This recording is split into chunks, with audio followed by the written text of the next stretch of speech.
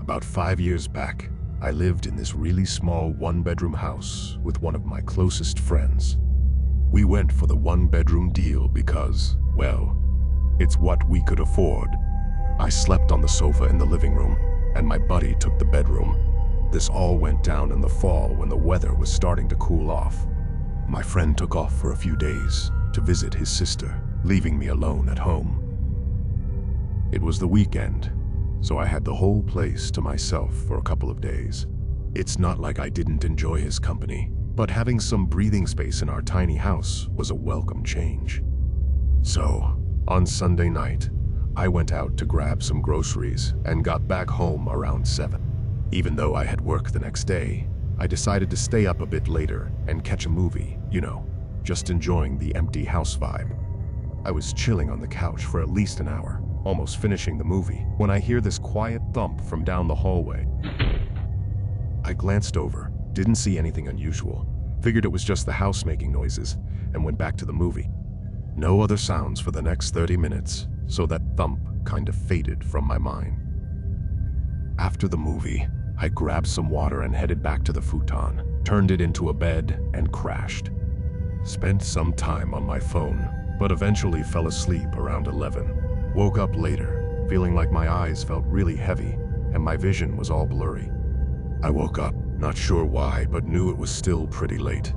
Rubbed my eyes, glanced at the clock, and then from the other side of the house came this super faint sound like wood creaking.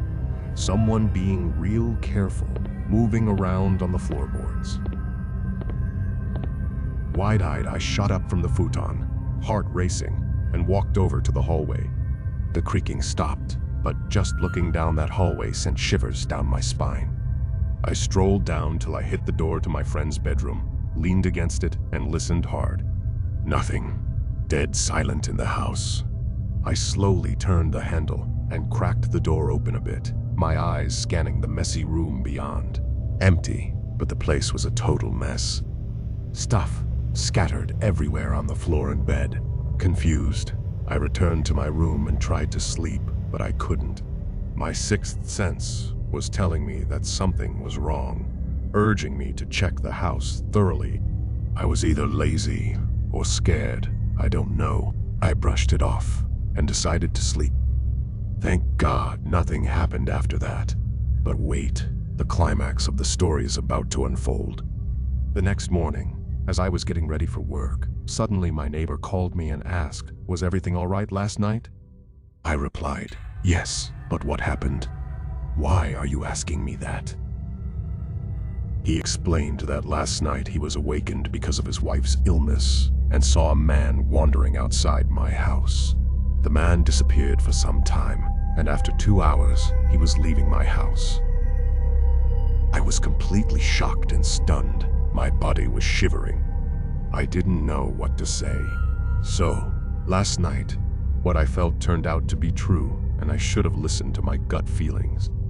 There really was a man in my house, and I completely ignored it. I didn't know what he was up to or what he had done during those 2 hours in my house.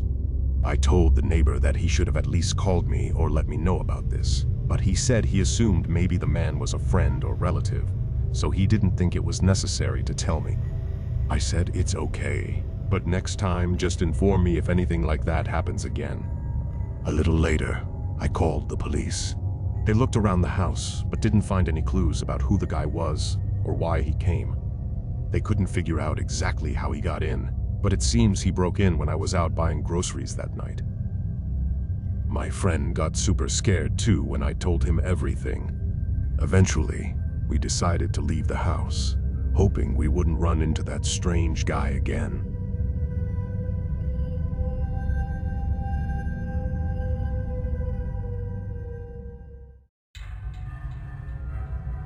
This happened more than 7 years ago, so I'll do my best to tell it like it was. In my old house, there was a balcony connected to my mom's room and mine by these big glass doors. There were 2 trees right next to it. I used to climb up and down from that balcony a lot. The balcony faced the street, and I was just a 12-year-old girl when this all went down. It was one night when my brother and mom were out, and I was reading in bed with a really dim light. So, there I am, reading away, and suddenly, I hear this noise like something shuffling around in one of the trees outside. No biggie, I figure, 'cause possums and bats are pretty normal in our neighborhood. Now, I've got these thin curtains hanging on the glass doors between my room and the balcony. These doors face the street, and there's usually some light from a street lamp sneaking through my curtains. Right after I hear the tree making noise, I notice a shadow creeping past the doors. That's when I decide to be Mr. Stealth, turning off my reading light in a flash and just freezing, like a deer caught in headlights. The shadow was pretty tall, ruling out the possibility of it being one of the neighbor kids I usually hang out with, and definitely not my 5-foot-tall mom. Whoever it was, they moved cautiously, like they didn't want anyone to spot them. I figured they probably couldn't see into my room because of the curtains, but thanks to the streetlights behind them, I could see their silhouette. They slinked past my doors, disappearing from view, and there I was, stuck in place, unable to move or figure out what to do, just trying to be as still as a statue. Just when I thought things couldn't get crazier, I hear this creaking noise. Someone was trying to open my mom's glass door to the balcony. Panic mode kicked in. I didn't know if she had locked it, but I wasn't about to take any risks. Swift and silent, I rushed to my bedroom door and locked it tight. As I strained my ears to listen, the person was still messing with the glass door handle, but it seemed like the doors weren't giving in. A wave of relief washed over me. It seemed like this person couldn't get in. All I had to do was wait for them to figure that out and leave, right? Well, not so fast. I heard faint footsteps moving back along the balcony, heading towards my set of glass doors, and then his shadow stopped right in front of them. I went still, convinced he couldn't see me. Little did he know, I could see him. A shadowy hand reached up to my door handle, and my heart skipped a beat. Did I actually remember to lock those doors myself? I started questioning myself. Was I out there earlier? What if I forgot to lock the doors? The moments leading up to him, grabbing the handle, dragged on like an eternity. Fortunately, when he tried to open the door, it stayed shut. It was locked. I let out a sigh of relief, though I worried it might have been loud enough for him to hear. After that failed attempt, he started pacing back and forth along the balcony. I didn't have a phone because my mom thought I was too young. The landline was at the other end of the house, but fear gripped me too tight to even think about calling for help. Silent tears streamed down my cheeks as I stared at this person, praying in my mind that they would just leave. Everything went dead silent. Then, out of nowhere, he says, "I could just break the glass, you know." Before I could even wrap my head around that, car headlights turned the corner onto my street, stopping at our gate. It was my mom. She was finally home. The person on the balcony vanished from view, and I heard a loud thud as they jumped off. My mom walked in. I was a wreck, barely able to explain what had just happened. Eventually, I managed to convey the message, and she wasted no time calling the police. The police never caught the person, but a neighbor reported a suspicious truck in the street that matched the description of a vehicle linked to attempted child abductions near my school, just a block away.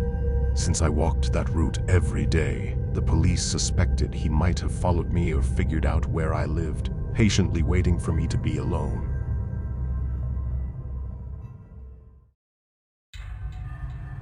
A few days back, something really messed up went down. We moved to this town on the East Coast about a year ago, aiming to be closer to family. Turns out, we're super close, like a 10-minute stroll to my aunt and my cousins. Even though we're not in the middle of everything, it's pretty spaced out and kind of rural, despite being just 15 minutes from a big city. So, I'm walking my 2 little dogs back from my aunt's place. My mom hates it when I'm home alone most of the day, so I hang out at their house.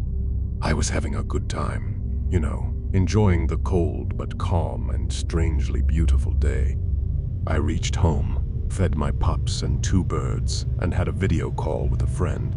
We were chatting, and I was doing some chores, getting a bit loud and giggly while taking out the trash to the cans on the side of my house. I came back inside, laid down in bed, still chatting when my bird started making noises. Now, if you've ever had a parrot, you know they make specific noises for certain things. She's been part of my family for 25 years, and with me my whole life, so I recognized the sound as her being alarmed or intrigued. I thought maybe she saw her reflection in the window and didn't pay it much attention. Going back to my conversation with my friend, I stand up to grab some water, facing away from the sliding glass door, thankfully locked. Suddenly, my friend seems shocked, like the wind got knocked out of him. I'm puzzled, thinking he might be hurt. He urgently says, "Hey, go back to your room now." I roll my eyes, but when I check my camera view, I see it. There's a man, a middle-aged white guy in a gray pullover and dark pants, grinning with his face and hands pressed against the glass door. My friend, always great in panicky moments, instructs me, "Don't look at him." I'm trembling so much, and I decide to lock myself and my dogs in my closet. My parrot is still going crazy. Since English isn't my first language, and I'm a mess when shocked, I switch back to my native language, which the guy outside doesn't understand. Thankfully, my friend takes charge and calls the police. I'm considering running to my mom's room to find the gun, thinking if the guy gets inside, I can defend myself. I'm pondering this when I hear tapping on my window, slow and creepy. My silly dogs start barking. At this point, I'm ready to face whatever comes, even if it means the worst. I'm a teenage girl, all alone at home, and it feels like my time is up. Then, I remember my aunt should be leaving for work soon. I quickly shoot her a text. The tapping has stopped, and I think it's done. But then I realize something that makes my heart sink. I left the front door unlocked when I took out the trash. This just keeps getting worse, and I'm begging my friend to hurry. Luckily, the tapping comes back to my window, and all I can do is close my eyes, hoping someone arrives fast.